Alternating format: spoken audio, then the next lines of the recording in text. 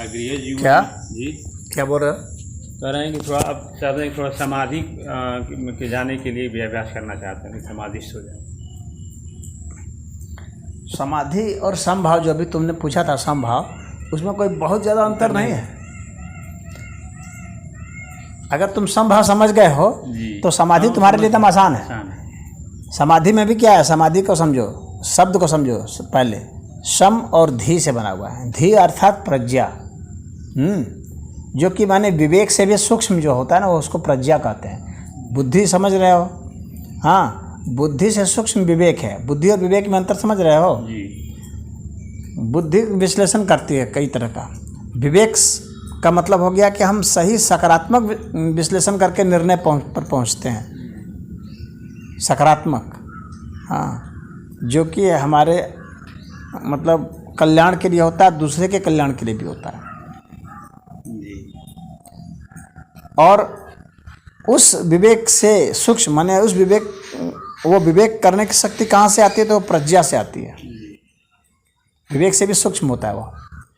तो वह जो प्रज्ञा है, वह जब समान हो जाए तो उसको समाधि कहते हैं। और वह समान कैसे हो सकती है? जब हम समभाव में होंगे। समभाव का तुमको मैंने बता दिया कि समभाव में कैसे रहेंगे। शरीर के स्तर पर जो है हम अपना पोस्चर को एक जैसा एकदम बनाए रखेंगे, संतुलन बनाए रखेंगे। रीढ़ की हड्डी है वो सब हम स्थिर होकर के बैठ सकते हैं, स्थिर होकर खड़े हो सकते हैं, स्थिर होकर सो सकते हैं। तो हमारा शरीर जो है सम स्थिति में है। और जब हम तर्जनी उंगली को और अंगूठे को मिला लेंगे तो हमारे तत्व सम स्थिति में है। तो समभाव के लिए दूसरी शर्त जो है ये भी हो गई। उसके बाद जो हम हमारे जो श्वास पर श्वास है, इसको जितनी पिछली सांस आई थी उतनी ही लंबी सांस होगी, तो वो भी सम हो गई। अब इसमें एक विशेष परिस्थिति आती है कि जब बाईं नाक से जो सांस चल रही है उसी समय दाईं नाक से भी सांस चल रही होती है। तो जब दोनों नाक से सांस बराबर चल रही है, ये समाधि के लिए विशेष जरूरी है, ये बता रहा हूँ। जब दोनों नाक से सांस चल रही है और बराबर चल रही है, यानी जितनी लंबी बाईं नाक से सांस चल रही है उतनी लंबी दाईं नाक से सांस चल रही है और एक ही साथ चल रही है, तो ये समाधि की एक विशेष परिस्थिति है। तो ये इस परिस्थिति को भी हम मेंटेन कर सकते हैं। तो यह जब सांस पर नियंत्रण होगा तो मैंने बताया था ना, सांस पर नियंत्रण से हम जो है सम अवस्था में रह सकते हैं, समभाव में रह सकते हैं। तो इस तरह से ये समभाव हो गया सांस का। उसी तरह से फिर दिल की धड़कन के बात है, तुम जान रहे हो। तो दिल की धड़कन पर अगर हमारा ध्यान जाता है तो हमें पूरा भावनाओं पर धीरे धीरे काबू हो जाता है, क्योंकि दिल की धड़कन से ही भावनाएं होती हैं।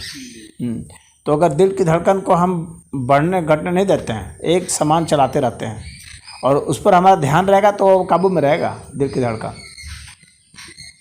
समझ गए? थोड़ा बहुत भी ऊपर नीचे होगा तो तुम ऊपर ध्यान दिए हुए रहोगे तो वो मेंटेन हो जाएगा। इसके बाद फिर है विचार पर। तो विचार पर अगर ध्यान दिए हुए हो, विचार तुम्हारे हिसाब से बन रहे हैं। विचार कहाँ बन रहे हैं तुमको पता है, कौन से विचार आने चाहिए इस परिस्थिति में तुमको पता है, कितना लंबा विचार होगा, कितना छोटा होगा, उसमें कौन कौन से शब्द होंगे। अगर इन सभी पर तुम्हारा नियंत्रण हो गया तो तुम्हारे में समभाव की एकदम स्थिति पूरी बन चुकी।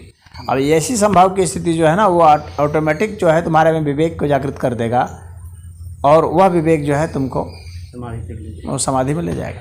तुम्हारे अपने शरीर के भीतर जो ऊर्जा तरंगे हैं वो बिल्कुल समान हो जाएंगी और उन ऊर्जा तरंगों पर तुम्हारा नियंत्रण होगा। और उन ऊर्जा तरंगों से भी सूक्ष्म जो होते हैं, जिसको देव तरंगे कहते हैं, दिव्य तरंगे कहते हैं, जो समाधि में होती है उपलब्ध, तो वहाँ अपने आप चला जाएगा। इस तरह से समाधि में तुम चले जाओ।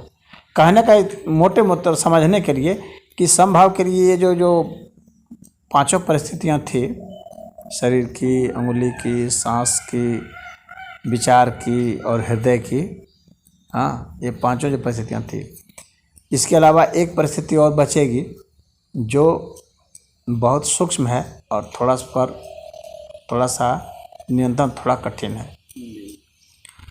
वह है दर्द।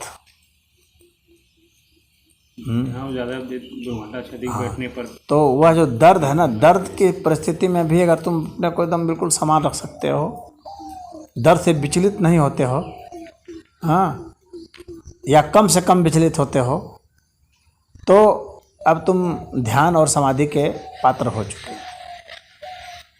इन सबको समान रखते हुए, तो इन सबको समान रखोगे तो दर्द भी जो है उसमें भी समान रहने में सक्षम हो जाओगे। दर्द में ही समान रहने में सक्षम हो जाना ही समाधि है। समाधि। दर्द की परिभाषा से समझो, क्योंकि वह आसान है और वह प्रमाणिक है। बाकी में समाधि में कन्फ्यूजन हो सकता है कि समाधि है कि नहीं है, क्या है, ये कन्फ्यूजन हो सकता है। समाधि हुई कि नहीं हुई, हुई तो कैसे हुई। तो सबसे अच्छा जो है प्रमाण वो यही है कि दर्द की हर परिस्थिति में तुम समान हो। तुम्हारे मस्तिष्क में जो विचार हैं वो छिन्न भिन्न नहीं हो रहे हैं, तुम्हारी सांस छिन्न भिन्न नहीं हो रही है, कंट्रोल के बाहर नहीं जा रही है, तुम्हारे दिल की धड़कन छिन्न भिन्न नहीं हो रही है, यानी भय का संचार ये सब कुछ नहीं हो रहा है, प्रेशर दबाव का संचार नहीं हो रहा है, और तुम्हारा शरीर स्थिर है, शरीर पर कोई फर्क नहीं पड़ रहा है, और तुम्हारी अंगुलियां भी स्थिर हैं। समझ रहे हो? तब ये समझना कि समाधि की अवस्था है। तो समाधि की अवस्था कैसे होगी और कैसे नहीं होगी, इसका जो है व्यवहारिक पहलू जो है वह मैंने बताया तुमको। व्यवहारिक पहलू इसका यही है। बाकी जो पहलू हैं वो भ्रामक हो सकते हैं कि वो लाइट दिख गई, कुछ लोग मतलब बताते हैं ना कि प्रकाश दिख रहा है, हाँ, तो हमको ये दृश्य दिख गया, तो आत्मा का दर्शन हो गया, तो परमात्मा का दर्शन हो गया। उसमें भ्रांति हो सकती है, उसमें आप कंफ्यूज हो सकते हैं कि परमात्मा आपको नहीं भी दिखा तो भी आपको लगा परमात्मा दिख गया, आत्मा का दर्शन नहीं हुआ फिर भी आपको लग गया आत्मा का दर्शन हो गया। कन्फ्यूजन हो सकता है। लेकिन एक चीज़ जो है जो बिल्कुल भी कन्फ्यूजन को ख़त्म करती है, और वह यही है कि दर्द की महान से महान दर्द की परिस्थिति उपस्थित हो जाता है, उसके बावजूद भी उसका दिमाग अगर संतुलित है, दिमाग में फर्क नहीं पड़ा, सांस संतुलित है, सांस पर फर्क नहीं पड़ा, दिल की धड़कन संतुलित है, उस पर फर्क नहीं पड़ा, भावनाएं संतुलित हैं, फर्क नहीं पड़ा, शरीर का पोस्चर जो है, शरीर का ढांचा स्थिर है, उस पर फर्क नहीं पड़ा। क्योंकि किसी को चुभेगा तुरंत शरीर प्रतिक्रिया करता है ना, शरीर में फर्क पड़ जाता है, फर्क नहीं पड़ना चाहिए। और ये जो है अंगुलियां, ये भी स्थिर है, तब समझना समाधि है। बात समझ गए कि नहीं? या प्रमाणिकता के साथ बताया हो। अब तुम इसको आजमा सकते हो, कोई भी व्यक्ति आजमा सकता है। इसको आजमाने का सबसे अच्छा तरीका दर्द है, और बाकी सारे तरीके जो हैं वो हो भी सकते हैं, नहीं भी हो सकते हैं, वो भ्रामक हो सकते हैं, आदमी कंफ्यूज कर सकता है, लेकिन इसमें किसी प्रकार का कोई कंफ्यूजन नहीं रहेगा। दर्द जब बढ़ता है ना तो मृत्यु का भय सामने आ जाता है, आदमी डर जाता है। तो मृत्यु का भय सामने आ गया, इसका मतलब भय है, भय इसका मतलब समाधि नहीं। बात समझ में आ रही है? हाँ, समझ रहे हैं। हाँ, समझ रहे हैं। अगर हम समाधि की स्थिति में हैं तो भय नहीं हो सकता, और हम दर्द से नहीं विचलित हो सकते। उस समय उसको काट भी दिया जाएगा ना तो उसको फर्क नहीं पड़ने वाला, क्योंकि वो समाधि में है। तो समाधि में अंदर प्रज्ञा उसकी स्थिर है। ठीक है, तो इसीलिए अभ्यास करना पड़ेगा कि दर्द में भी हम सम रहें। बिल्कुल। इसके लिए बहुत अभ्यास जरूरी है। अभ्यास चाहिए। अभ्यास जरूरी है, बिना अभ्यास का समाधि कैसे होगी? अभ्यास अनिवार्य है। दर्द में भी इस तरह से, हाँ, दर्द में भी स्थिर रहना पड़ेगा ना। मतलब हाँ, जितना अधिक शरीर देर तक आप रह सकते हैं। हाँ, तो वह क्योंकि जब हम धीरे धीरे से समाधि में जाएंगे तो वहाँ पर दर्द का और आनंद का ये संतुलन बन जाता है। दर्द का और आनंद का। दर्द का मतलब क्या हुआ? दर्द का मतलब हो गया कि हमारे विनाश की चीज़ है वह। दर्द मतलब विनाश हो जाता है। विनाश से रोकने के लिए शरीर ने प्रक्रिया बनाई हुई है दर्द की, जिससे शरीर नहीं विखंडित हो जाए, इसलिए दर्द बनाया हुआ है कि दर्द के हिसाब से शरीर तुरंत व्यवहार करे और दर्द को होने से बचाए। ये शरीर का मुख्य विज्ञान है। दर्द इसीलिए हम लोग को दिया गया कि हम लोग उससे अपने को बचा लें, और हमारा शरीर उधर अपनी शक्ति लगा देता है, खून का प्रवाह बढ़ा देगा, पानी का प्रवाह बढ़ा देगा, अपने एंटीबॉडीज़ बढ़ा देगा।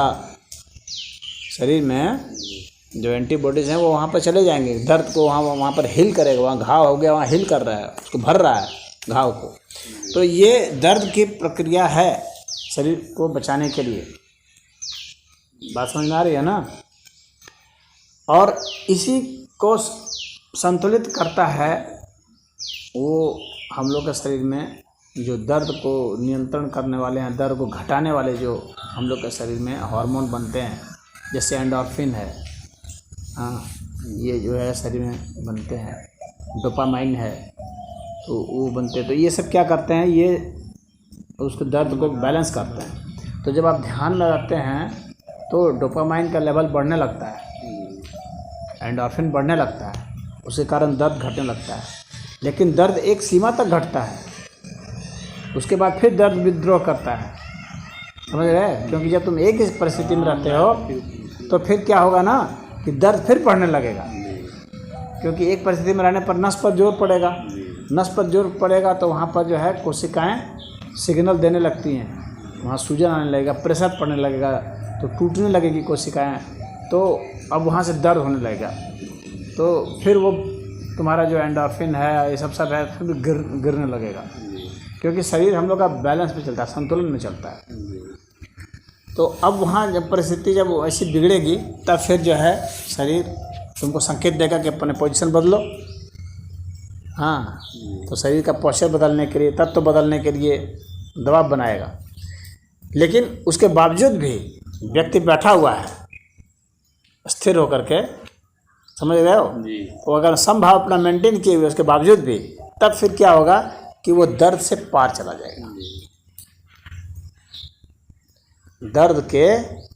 दर्द को घटाएगा नहीं, दर्द को लांघ जाएगा। जैसे कोई नाला हो तो नाला को लांघ जाए आदमी, फान जाए, उस पार चला जाए, उस तरह से हो जाएगा। दर्द घटेगा नहीं, दर्द से पार हो गया, या पार हो गया उसके कारण लगेगा कि दर्द नहीं रहा। बात समझ में आ रही है? तो वह स्थिति समाधि है, जब दर्द बढ़ गया और फिर दर्द के पार हम छलांग लगा दिए,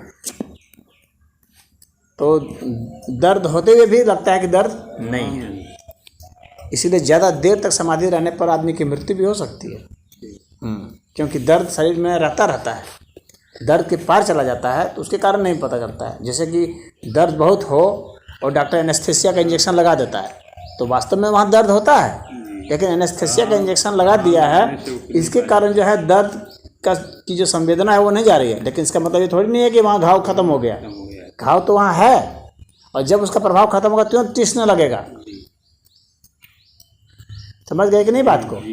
तो वह होता है कि दर्द के पार चले जाना। दर्द हो रहा है लेकिन दर्द महसूस नहीं हो रहा है, दर्द हो रहा है लेकिन महसूस नहीं हो रहा है, बस बात इतनी होती है। तो समाधि में महसूस नहीं होता, बात इतनी होती है। तो वहाँ वो उतर जाता है, और वहाँ पर उसका वहाँ पर वो आयाम ही अलग हो जाता है, बदल जाता है। तो वह परिस्थिति होती है, तो उसमें आप जा सकते हैं। लेकिन वहाँ पर एक विचित्र फिर उसका आयाम है, तो विचित्र दुनिया है, उसके विचित्र संकेत हैं, सब वहाँ पर विचित्र ही है इससे। तो समाधि में उसमें जा सकते हो। जैसे आदमी को लगता है ना कि हमारी उम्र इतनी हो गई, हम अभी तक वो रीता ही रह गए, अब ये रोज़ खाना पीना, उठना, टट्टी करना, और कुछ कमा के लाना, फिर कुछ बतियाना, फिर वही चीज़। तो इससे आदमी सोचता है कि हमारी ज़िंदगी एक जैसी हो गई है, अब हम थक गए, अब रोज़ वही काम कर रहे हैं, तो अब हमें कुछ नया जब तक नहीं मिलेगा तब तक जीवन को उत्साह नहीं मिलेगा। हाँ, फिर लौट के पुरानी चीज़ों पर फिर वो आता है, उसी को बदल के, लेकिन उसको लगता है कि मैं कुछ खो रहा हूँ। हमारे में कुछ ऐसी चीज़ें हैं जिसे मुझे खोजनी है, और वह चीज़ जिसे मुझे खोजनी है ना, उसका सबसे बड़ा संकेतक जो है वो दर्द है, सांस है, विचार है। इन चीज़ों पर लोगों ने खोज नहीं किया है उतना ना, तो इसी को तो हमें खोजना है। हमारे तत्व प्रवाह है, हमारे खून जो भीतर दौड़ रहे हैं रगों में, हमारी कोशिकाएं जो व्यवहार कर रही हैं, तो वो सब है। तो उन सब के पर अनुसंधान करना, तभी उसको कुछ नई चीज़ मिलेगी। संसार में तो उसे कुछ ऐसी बहुत नई चीज़ नहीं मिलने वाली है। हाँ, तो यह